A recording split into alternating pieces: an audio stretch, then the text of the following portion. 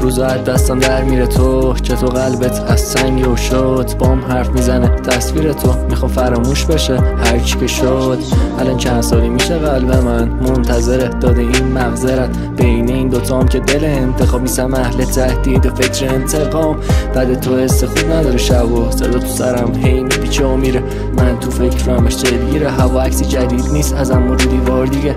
فراموش میشه میگذره اینا جوری که بشی برام مثل غریبه باز میای میگی اشتباه کردم روزی که برگشتی من نیستم دیگه نه. بیشتر حس تو حس من بود اونی که میبازه منم طبق معمول فکر کردم همه دنیا تنم این روز توی دلیل این بغضم همش همون بهتر اجباری نباشه دیگه مهم نی اشکالی نداره بیشترم هم به خودت بد کردی نیستم اون روزی که بخوای برگردی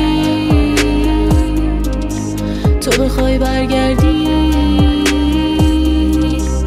که بخوای برگردی بیشترم هم به خودت بد کردی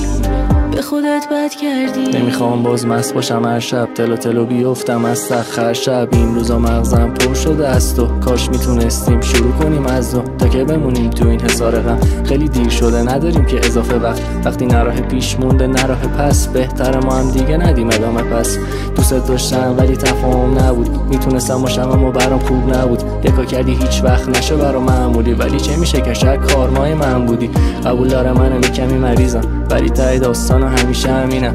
آره آخه دیدم که میگم یادم نمیره اگه پیرم بمیرم بی احساس منم شدم عین خودت کسی که نشه کسی بهش تکیه کنه اونی که تنها ترین قصه شده تقصیر خودش یکم فکر کنه بیشتر حس تو حس من بود اونی که میبازه منم طبق معمول فکر کردم همه دنیات منم این روزا توی دلیل این بغضم همه بیشتر حس تو حس من بود اونی که میبازه منم طبق معمول فکر کردم همه دنیات منم این روزا توی دلیل این بغضم همش همون بهتر اجباری نباشه دیگه مهم نی اشکالی نداره بیشترم هم به خودت بد کردی نیستم اون روزی که بخوای برگردی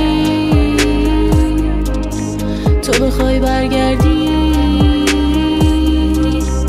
که بخوای برگردی بیشترم هم به خودت بد کردی به خودت بد کردی.